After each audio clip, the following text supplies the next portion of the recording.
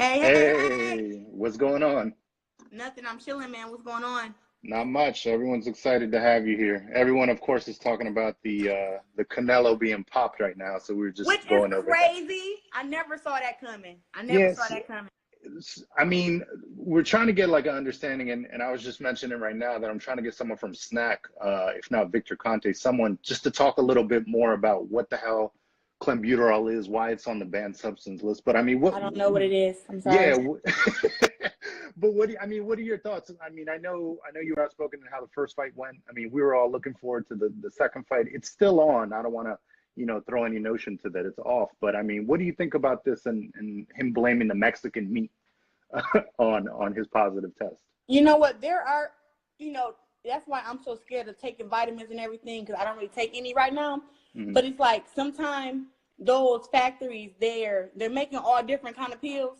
And then if one little pill get mixed in the wrong bottle and you take it, all of a sudden you have this small, tiny bit of Right, whatever it is because something that's really, when you're really doing something, it's a lot of it. It's a lot of it. You know what I mean? It's not a little.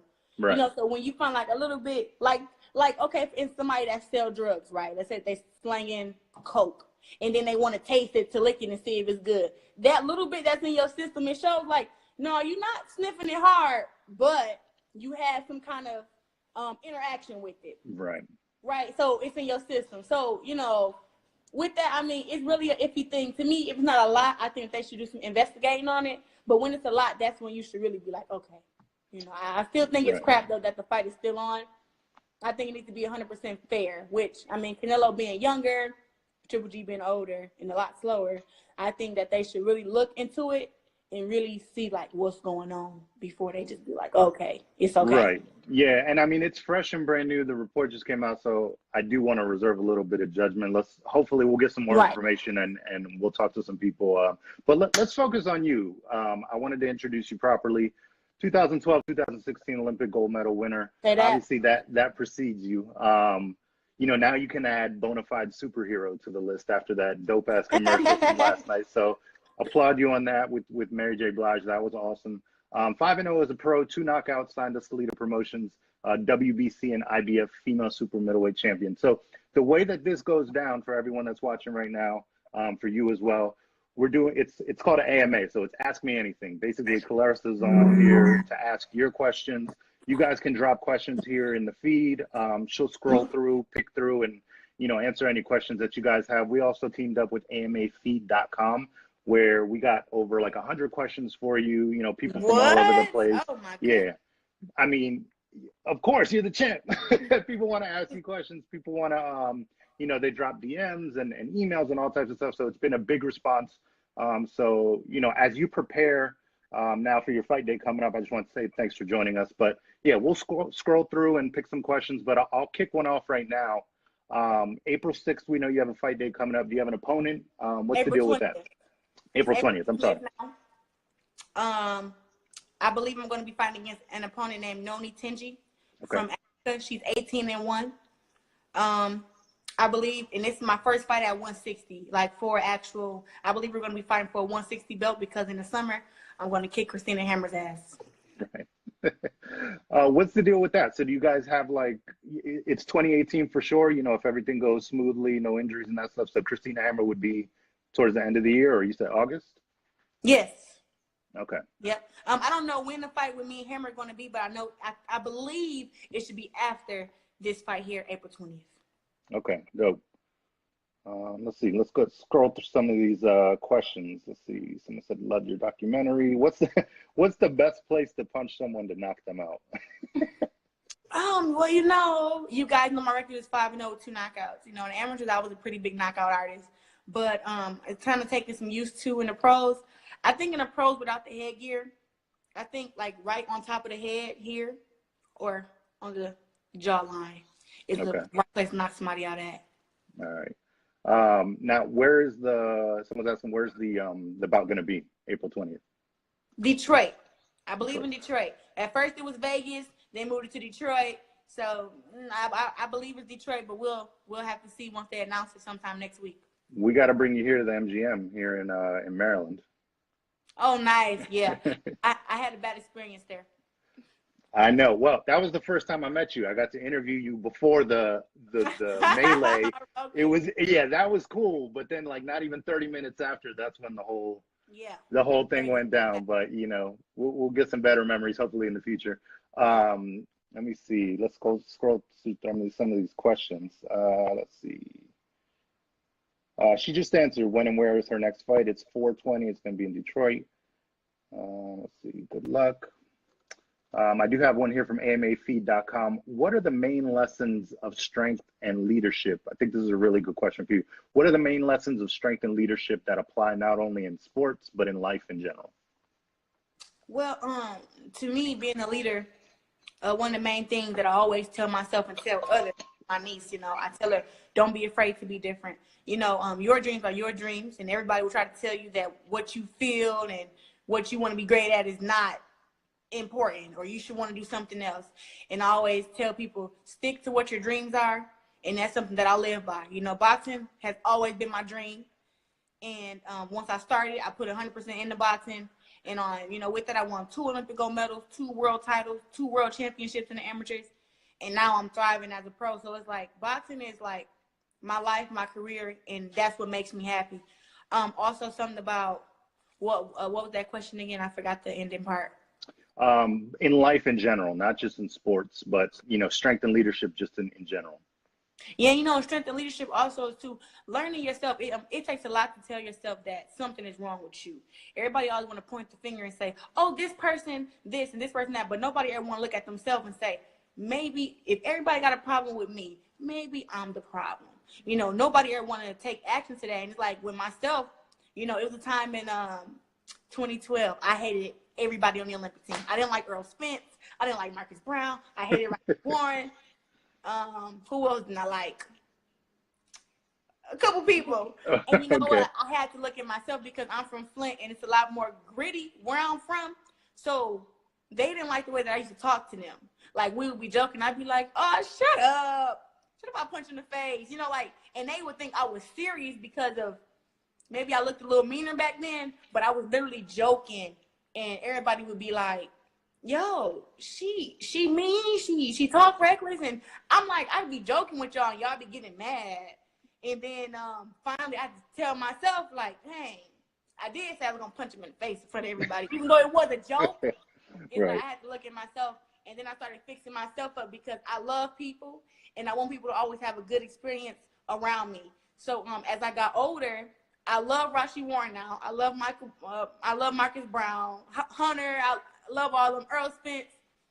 I love all of them now. But it took for me to, actually say like, dang, I do talk different than everybody else. I do talk a little reckless. I remember one day Rashi Warren, I was washing all my clothes, and I had all my clothes on the floor, and he walked past, and he was like, "You need to clean this room up." And I was like, "Shut up!" And I slammed my door, and he was like, "I ain't talking to her for all week." Like, he was just so mad. And I just was like, why he even say something about my room? But maybe he was joking and I didn't get it, but I was literally Right. washing my clothes. So it's like I end up changing how I talk and actually learning people. Because some people, you can't say, oh, shut up, I'll punch you in the face. And then there's some you got to be like, yo, you stupid. Like, it's people, it's different kind of people, and you got to learn them. So I've been great at learning people and also learning myself. That was a really good answer. I mean, that's all with maturity too, like you're saying. I mean, growing up and understanding your surroundings and yourself. So I think that's a really good answer. Let me see. What made you decide to go into boxing? That's another question from AMAfeed.com. Well, I was 11 years old. I was 9, actually, or 10. And my dad was telling me a story about Layla Ali and Muhammad Ali. He said that Muhammad Ali had like a lot of kids, but only his daughter took up after him. And the same way with my dad, he had a lot of kids, but he's like, nobody ever took up boxing. And he said if he would have stuck to what he was passionate about, he wouldn't have went to prison. I said, what was that? And he said, boxing. So I thought from that story, because it was told to me within the same section, that he was saying, I want you to take up after me. Mm-hmm. Right. And that's what I thought. He was telling me, but when I asked him could I box, my dad said no. He said I was too pretty to box.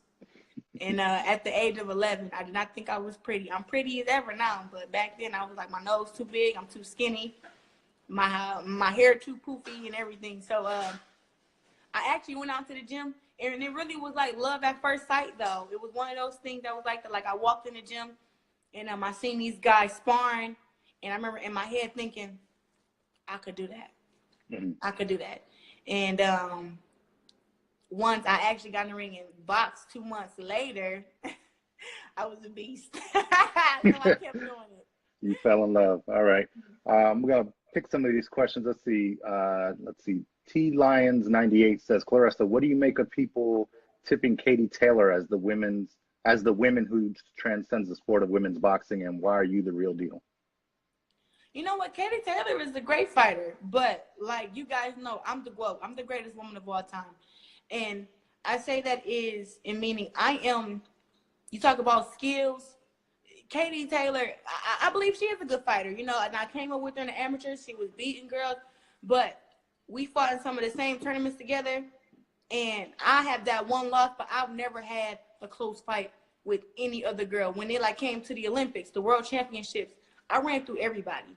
I think my first World Championships, I was like, it's my first time traveling international. I was nervous. I was 17, and I lost. But then when you look at, Katie Taylor, I think that our styles are different, but they're alike in a way. I think, she do a little bit more movement, but I think that with me, I think that even if we were the same size, that I also turn a bit more on my punches than she do. And for her to be 132, I'm just as fast as her. And girls that are aggressive don't give me problems. They give Katie Taylor problems. So that's the difference. Like, I can fight or a girl, she can be rough or whatever. I'm going to show my skills still.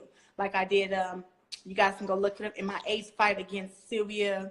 It wasn't even Sylvia. Her name was, Sydney LeBlanc. We went 8 rounds. She kept coming forward, and I still kept my composure using my jab. She was 180 pounds the day that we fought. And we weighed in at 100 and I believe 68 or 60 for that fight. I can't even remember. But I know she came in and fought at 180, and I think I was 169. So she was pretty big. And even though she was coming forward, I was still able to maneuver and use my jab. And also, I think that people that they don't realize is they haven't even seen me have to fight a mover yet. It's like, I be thinking these girls' game plan should be to get in there and move around, right? The box, right? But they get in there and they stand right in front of me. And it's like, also, too, I've mastered so many different fighting styles that as soon as the girl do get in there and start moving, you're going to see how I box different. But, hey, if I'm winning and a girl's going to stay right there in front of me, that's what I'm going to do. I'm going to keep everything else a secret that's in my arsenal.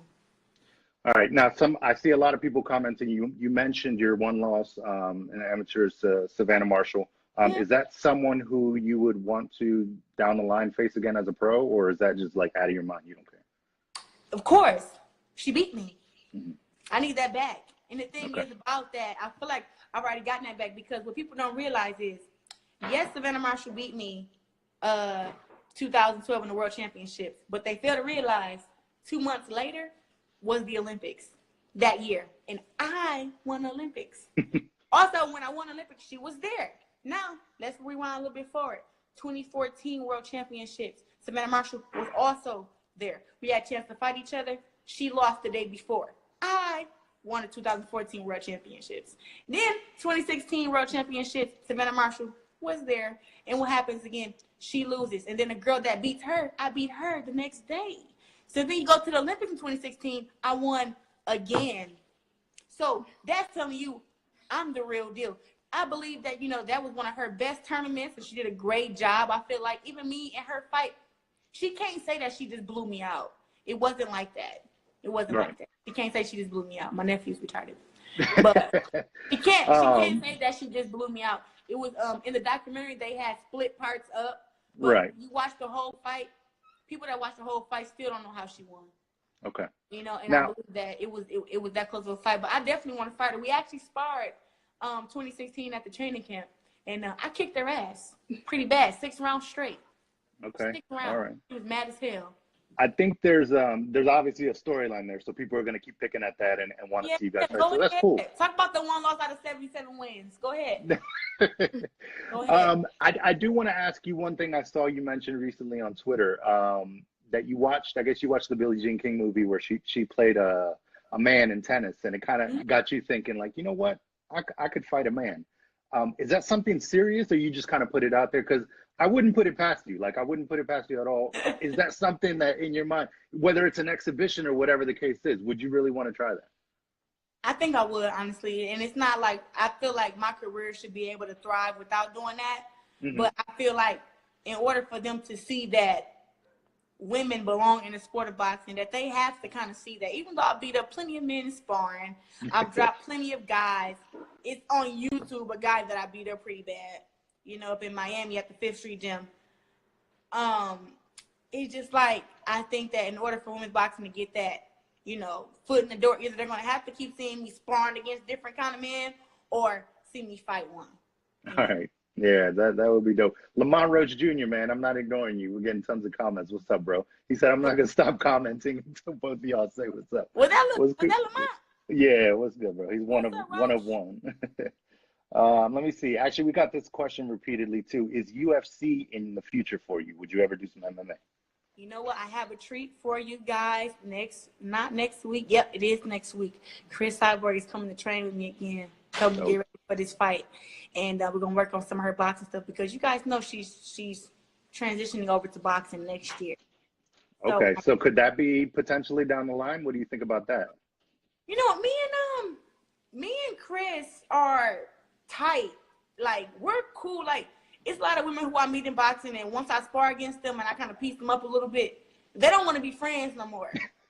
You know, but it's like with Cris, she's like, you know, she hit me with some stuff, I hit her with some stuff. We had a good sparring session, and we want to learn from each other.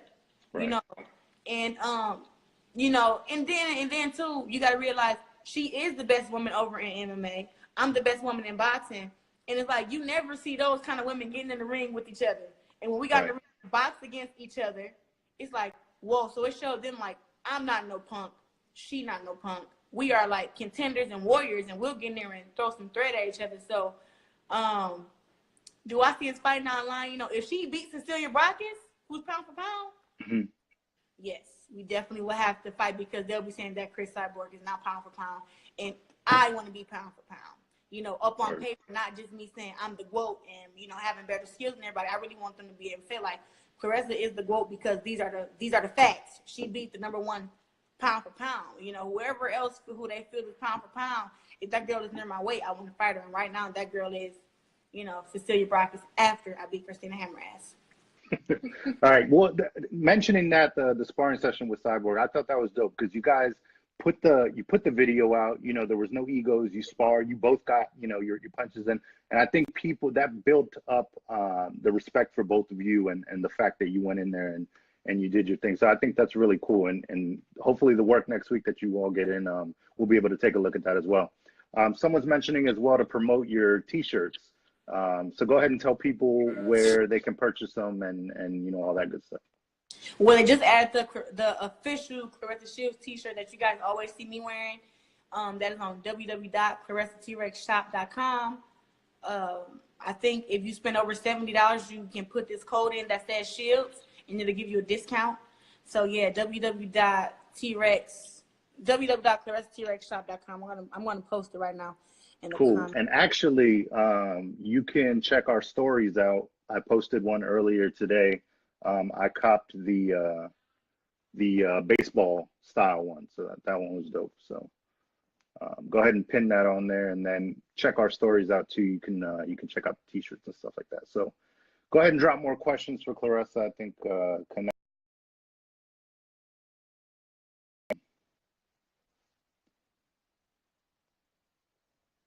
Let's see.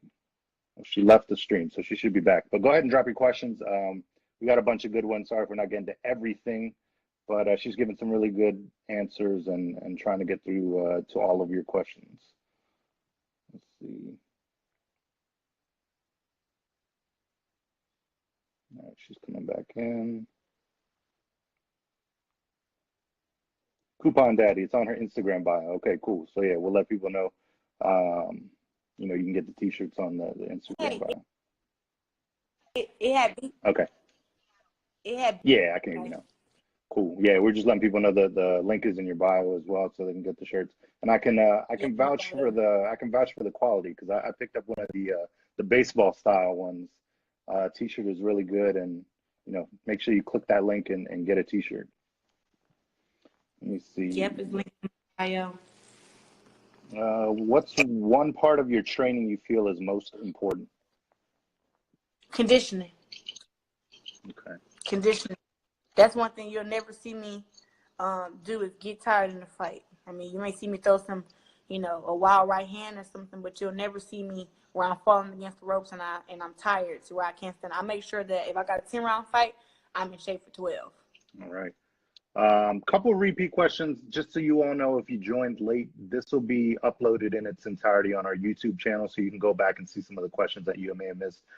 She already answered about her fight date, April 20th in Detroit. And then she also talked a little bit about the Canelo stuff too, so we'll skip past that, but go ahead and watch that video after we post it. You'll see some of what we talked about. We can go ahead and feel free if you want to skim through some of these questions and pick any that you want to answer. I'll also pick one right now from amafeed.com. Someone asks, what was one of the hardest challenges of being in the Olympics?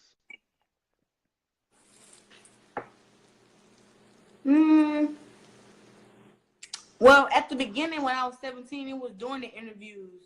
Like, that was one of the things that it'd be like, why do you want to be all in my business? That's how I felt when I was 17. They're asking me, oh, how's your home life? And, I didn't even know how to understand what happened to me yet. And I really didn't want to talk about it to anybody else. So it's like, now you guys are asking me, oh, you're so different than all the other boxers. How was your home life? And I wanted to tell them, none of your damn business. Right. I really didn't want to talk about it. You know what I mean? And then now I'm older, I can speak on it. But back then I was like, I don't want you talking about, I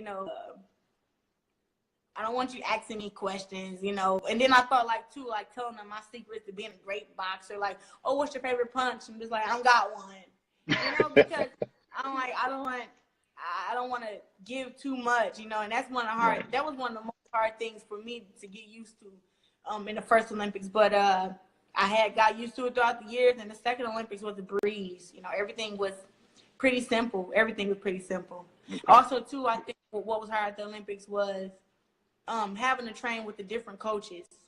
It's like in 2012, I was literally having coaches in my corner, and I fought against their girls, at the Olympic trials, and it's like they were coaching their girls against me to beat me. And I heard that them say some extra stuff, and they're like, as we're getting prepared and I'm getting ready to fight against that girl, they're like, oh, she's easy to beat. You got to box circles around her. You got to do this, you got to do that. Then I get in there and I beat that girl who you're their game plan.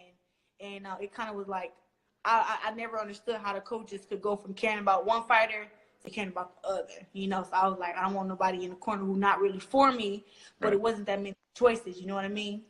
That's tough, yeah. What's your dream fight? You want Ali? Honestly, PG Sports, I'm not even gonna lie, like, that's not a dream fight. I mean, as far as it'd be a lot of exposure, but my dream fight for me would be Ann Wolf. I feel like she was better than Layla Ali. Definitely stronger. But I think that they were like kind of half and half of each other. Like, Layla held the skill, but Ann Wolf also had skill and vicious knockout power. Right, yeah. Like, for all of you who don't know, go check out Ann Wolf clips on YouTube. Yeah, she's often overlooked just because of the name. Layla Ali gets a lot more pub, but definitely go check out Ann Wolf.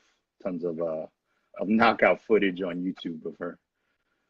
She got the biggest women's knockout ever. She knocked out Vonda Ward. Yeah. That's the knockout of the women's boxing ever. Yeah, true that. Let's see. There's one here I wanted to ask you. Barbershop Sports Talk Podcast. What's up, Mike? He says, what was your best fight so far, in your opinion? In my professional career? Yeah, or amateur. I mean, but I think people have seen more of your professional career. But where you put it all together, what would you say has been your best? I gotta say, I really impressed myself in my world title fight against Nikki Adler.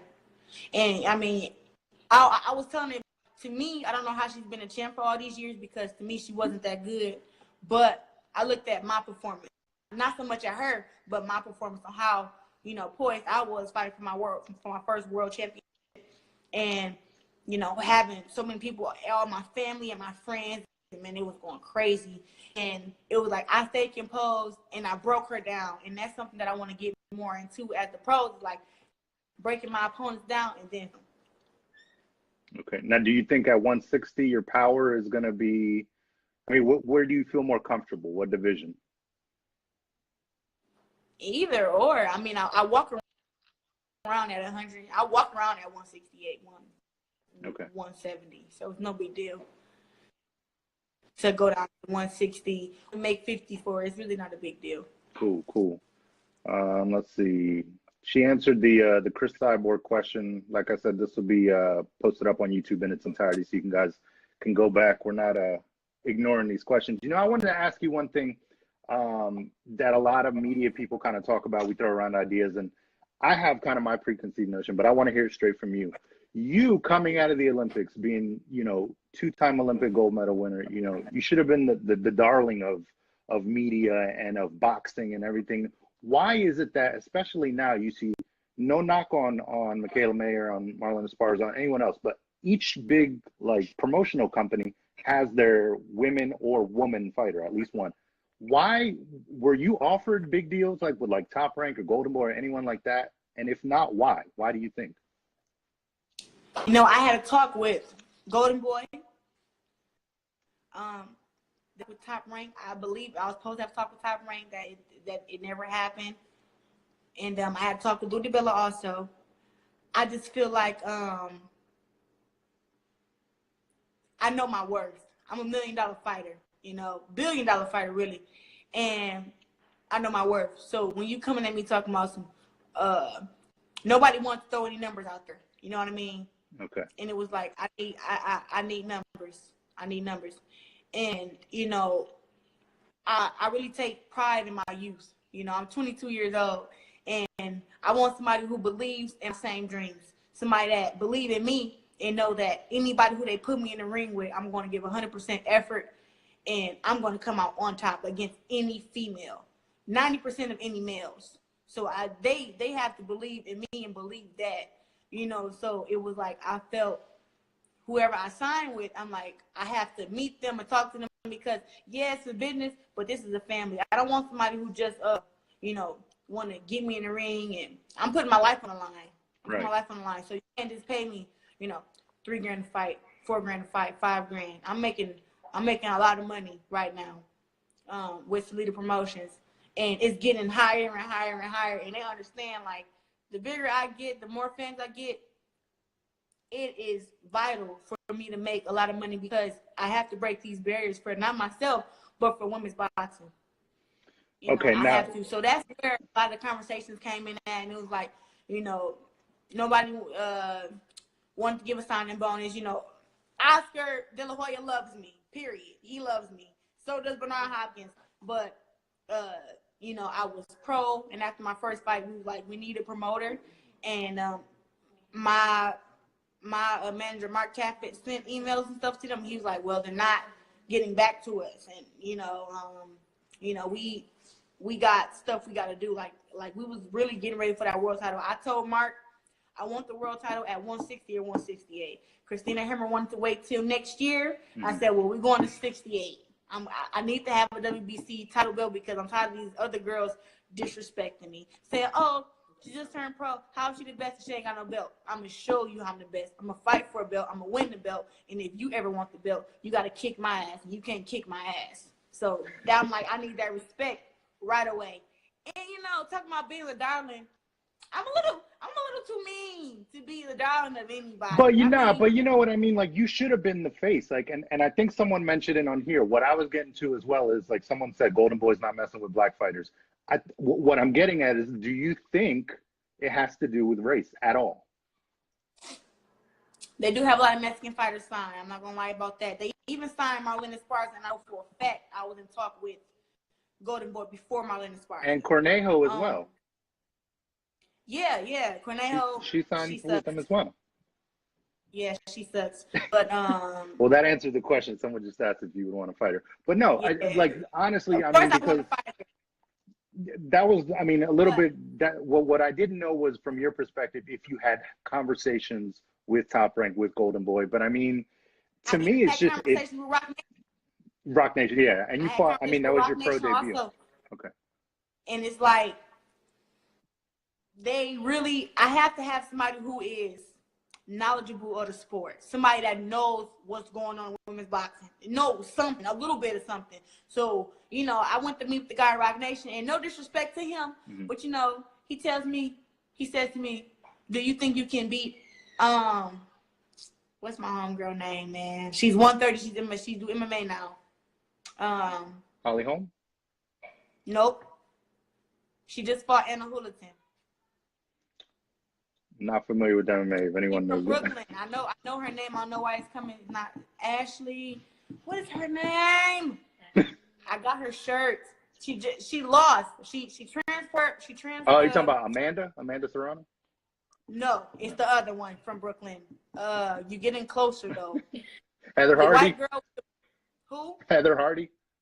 Heather Hardy. Oh, okay. Yeah. So my man asked me in this meeting with Rock Nation. Okay, so you telling me? I told him. He asked me, what do I think I should get paid? I told him $200K. $200K for a belt fight. He told me, so you telling me if you got in the ring and you boxing against Heather Hardy, you'd be Heather Hardy. I'm like, no disrespect, and I don't want to disrespect you, but Heather Hardy is 30 pounds smaller than me. And I have a lot of more boxing experience than she do. Heather Hardy is a great fighter. I love her, but we're two different levels of boxing skills, and I would beat her. But then I'm like, the fight would never happen because I'm 160. Right. I'm not dropping 130. The lowest I'm going is 154. So when he said that, I was thinking to myself, I'm not signing with them. I'm not signing with because he sat there, and I feel like he disrespected me by saying, oh, so you telling me if you would have fought Heather Hardy, would you beat up Heather Hardy? And I'm like, the 130 pounder? Right. That's one like, of the. Come on, man. Like, talk about somebody else who's my weight class or something, or like the top dog here, 168. Don't mention Heather Hardy to me. Like that's crazy. She's 130 pounds. Right. That's one of them comments we'd highlight as you don't know shit about boxing, and that's crazy where it came from too. But okay, well, I appreciate you shining some light on that. I mean, I know a lot of people don't like to give facts, but I figured if you if you got your chance to talk about it, we would get some information. But I really appreciate that. I'm happy with Split Promotions. They've treated me they've treated me like a queen, literally. I mean, as far as anything I asked for, my promoter, Showtime, they've been there 100%. And I love them for that, and they treat me a two-time Olympic gold medal supposed to get treated. I'm quite sure once we get the budget to pay me the millions of dollars, we're going for the millions of dollars. But it's all about keep building myself up, and building myself up, and boom. Because none of these girls are going to be able to beat me. Any girl that called me out, we're like, okay, let's go. Right. All right. Well, let's say 10-minute warning. We got about say 10 to 12 minutes. Go ahead and drop some more questions. I see tons of questions, but we're getting really good answers. So let's go ahead and go back on some of these. Who's the best pro you have ever sparred with?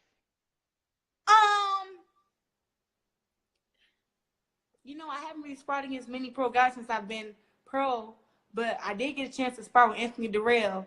Not Anthony, but Andre Durrell, like a year ago. And we didn't even record it because we were so amped up just because we've been close forever. Mm-hmm. But then it was like, now we sparred actually I think 3 or 4 rounds. And it was fun. When we got done, he was like, "You're crazy." Right. I think that's why so many people want to actually see you fight a man, because they're like, you can hold your own. That would be incredible. So let me see. I'm going to pick one more question from AMAfeed.com. And actually, it's sort of what, shout out to Jans right here on the feed as well. What happens when you clean out 160 and 168 pounds? That's something that we wanted to ask you as well. I'm going to take out pound for pound to see Brock at 154. After that, now I have no idea, because you can't hold belts and move at different weight classes. So I think after I clean out 168 and 160 and I fight Cecilia at 154, I believe whichever girls get the belts at 160 and 168, I'm gonna go back up there and get my stuff. All right.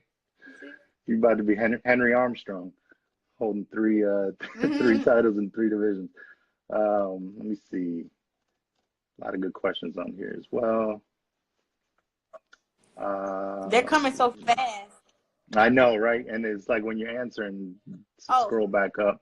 How did it feel winning? So what about, go ahead. How do you suggest getting more women in boxing? You know what? Women's boxing is thriving, and right now I'm being respectful of USA Boxing, because I know a lot of girls who are not getting paid what they're worth nearly.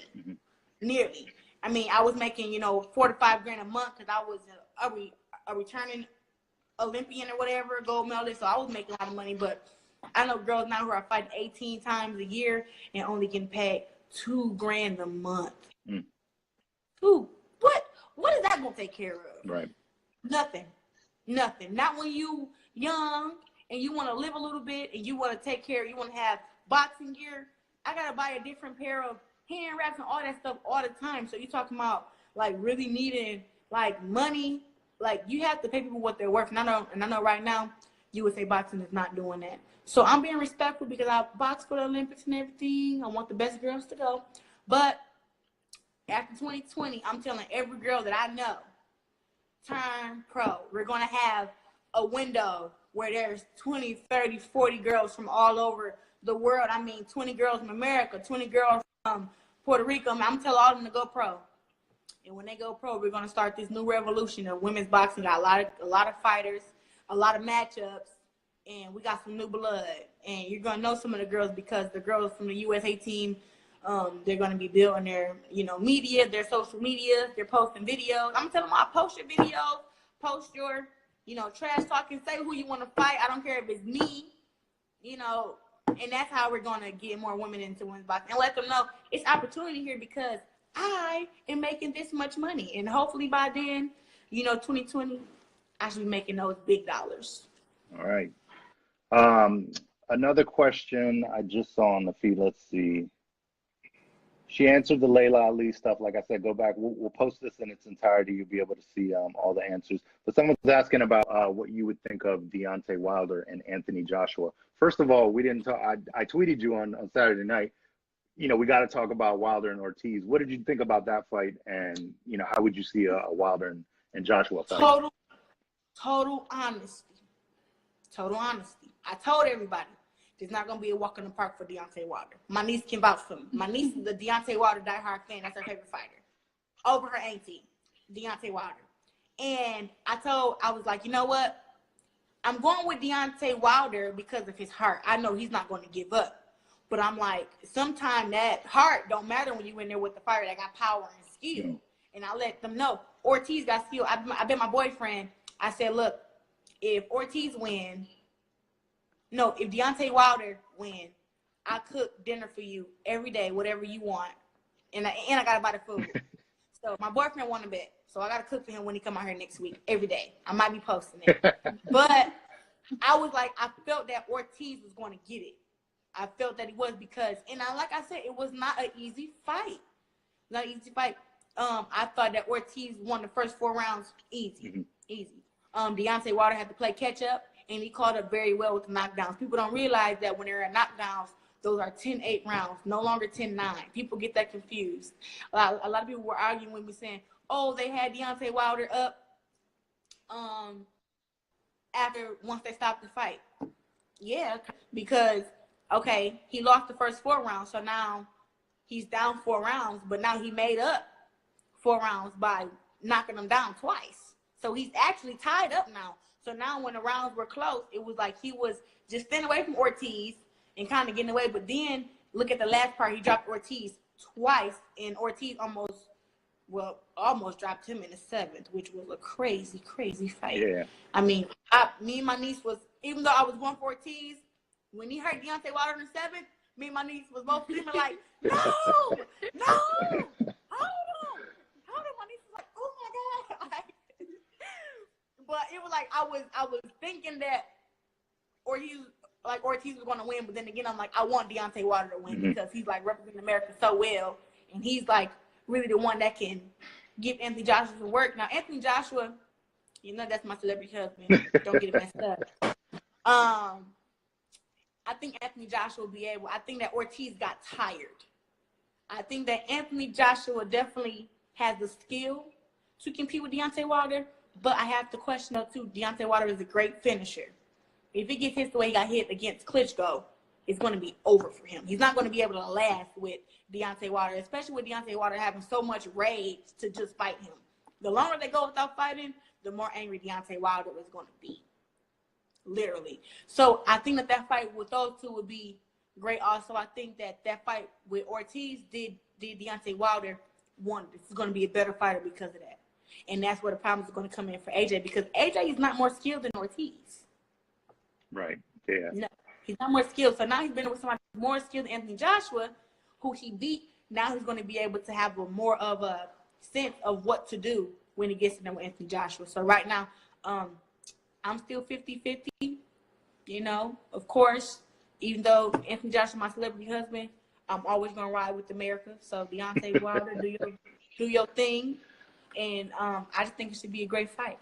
And Joshua has some tough work coming up, Joseph Parker. So he's got to get past him, and then, you know, we'll see what happens down the line. Joseph Parker, big in the legs, but he looked weak in the arms. I wonder, I'm going to have to look him up some more. But when I watch him, I'm like, yeah, Joshua's going to be able to do, I think Joshua's going to be able to beat him. People are saying it's going to be a hard fight, but I don't think it's going to be. Yeah, he's a good boxer. I mean, he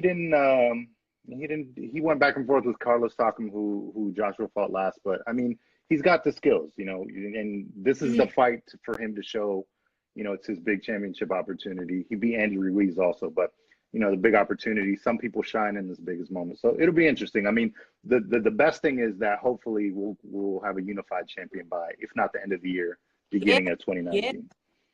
For sure. There's one question here I saw I wanted to ask you as well.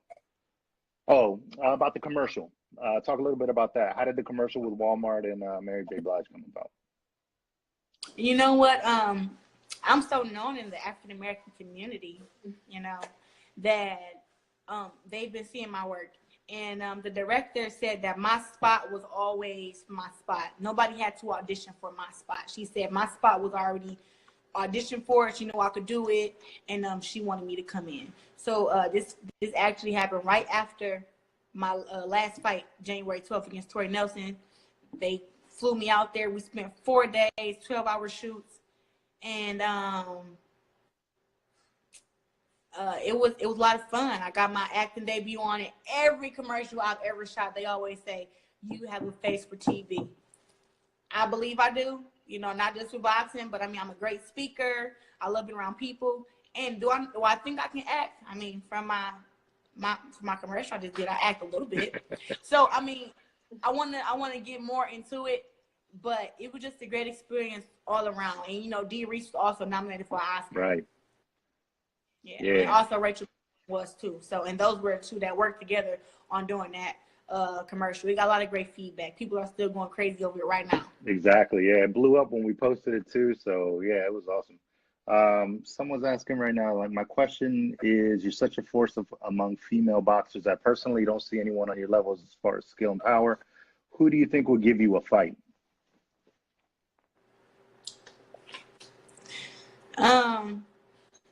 Is there anybody out there?